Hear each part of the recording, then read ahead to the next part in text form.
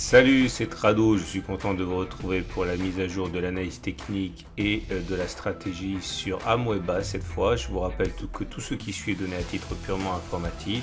Il n'y a pas de conseils, c'est donné à titre pédagogique et de partage de ma façon de travailler.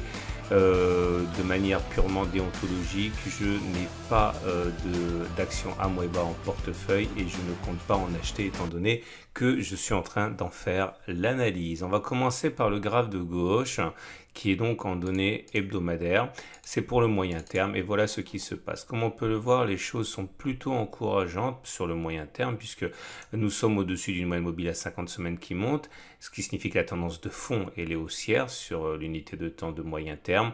Par contre, la tendance de plus court terme est baissière puisque nous sommes en dessous de la moyenne mobile à 20 semaines qui descend. Dans ces conditions, un retour sur la M50 ne peut absolument pas être écarté. En tout cas, pour invalider cela, il faudrait repasser au-dessus de la M20, se remettre en tendance haussière. On n'y est pas du tout. À noter que la résistance hebdomadaire la plus immédiate est très éloignée. Elle est à 3,5, 4,9. C'est la zone qui s'est révélée infranchissable lors des précédentes attaques depuis avril 2020. On a buté sans relâche sur cette zone. Et le support hebdomadaire de référence est pour moi à 0,41, 0,42. On descend d'une unité de temps, on regarde les données journalières et voilà ce que l'on a. On retrouve par transparence les zones qu'on a mentionnées préalablement. J'enlève cela parce que ça ne nous intéresse pas. Voilà, c'est comme ça. Alors, il y a plusieurs choses à noter. La résistance hebdomadaire, on la voit. Le support hebdomadaire, il est là. La tendance de fond, mais vraiment de fond donnée par la moyenne mobile à 200, qui est là, et haussière. On est au-dessus d'une M200 qui monte, ce qui veut dire que ceux qui s'intéressent à la tendance de très long terme sur les données journalières constatent que, eh bien, on est en tendance haussière. Moins réjouissant le fait que la moyenne mobile à 50 jours soit plate. Ok, quasiment baissière, mais en tout cas, il n'y a pas d'orientation, donc la tendance de fond à court terme, elle est neutre, c'est normal, on a bénéficié d'une impulsion assez importante, mais ça fait quand même pas mal de temps que l'on agonise là, donc globalement, la tendance de fond, elle est neutre. Et la tendance de court terme sur cette unité de temps est également neutre puisque nous voyons que nous sommes bien avec une moyenne mobile à 20 jours qui monte, mais on est en dessous. Donc ça veut dire tendance neutre. Dans ces conditions, que peut-on faire? Alors, si on est vraiment impatient, on peut acheter maintenant, on peut toujours acheter maintenant. Le problème, c'est que dans les conditions actuelles et avec la purge qu'il y a actuellement, il faut savoir qu'un retour sur le support journalier des 1,40, 1,80 est le niveau qu'attendent les investisseurs expérimentés pour entrer. Autrement dit, il faudrait descendre jusqu'à entre moins 22 et moins 40% pour avoir ici des investisseurs nombreux susceptibles d'entrer. Ça ne veut pas dire qu'il n'y en a pas qui achètent maintenant, ça veut simplement dire que le gros des investisseurs expérimentés se trouve à moins 20 à moins 40% plus loin sur les 1,40, 1,80 euros.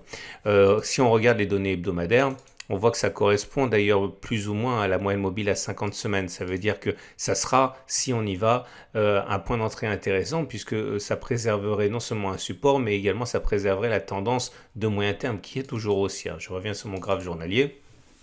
Donc, autre chose, c'est que si on veut acheter, normalement, quand on est expérimenté, on met son stop en dessous d'un support, c'est-à-dire que l'on prévoit déjà à l'origine que l'on sortira avec une perte si on descend en dessous d'un certain prix. Et le premier support, vous l'avez compris, il est à moins 20, moins 40%. C'est pour ça que mettre un stop loss en achetant maintenant est dangereux parce que ça veut dire que la perte peut être colossale, quasiment la moitié de votre investissement.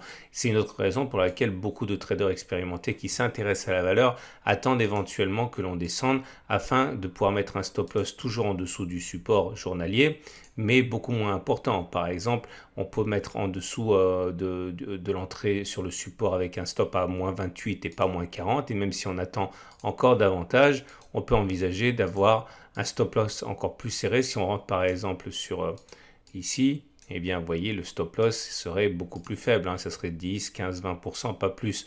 En tout cas, le problème de ces actions qui sont extrêmement volatiles, c'est que ça monte très très vite et ça descend également tout aussi vite.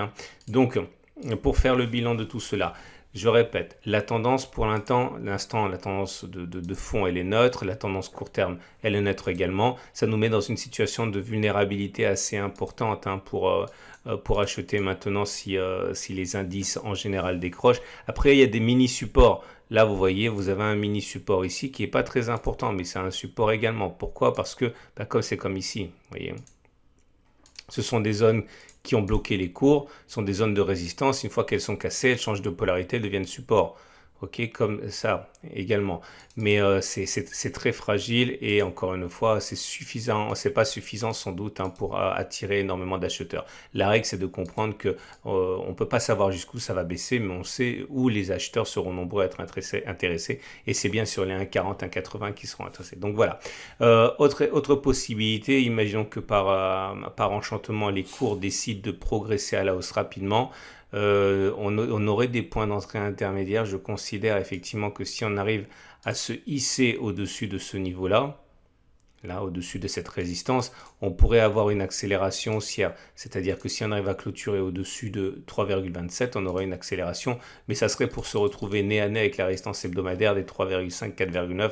Donc je ne suis pas non plus favorable à ça. Donc si je devais acheter cette action, et je ne le ferai pas parce que je viens d'en faire l'analyse, je n'achèterai pas avant un retour sur les 1,40, 1,80 clairement parce qu'il n'y a qu'à ce niveau de prix là qu'on pourra avoir un ratio gain-risque qui est intéressant. Imaginez hein, si on achète au même niveau que le précédent creux, aux alentours de 1,50, avec un stop loss à 10-15%, un retour sur les prochaines résistances à plus 100%, vous avez un excellent ratio gain-risque que vous n'avez pas si vous achetez dès à présent.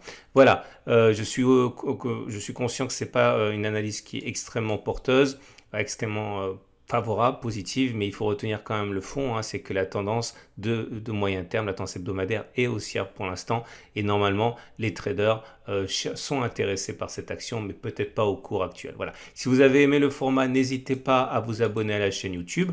Il y a plein d'actions qui sont analysées et en particulier il y a des vidéos tous les jours donc n'hésitez pas à vous abonner. Voilà, à très vite pour une autre analyse technique.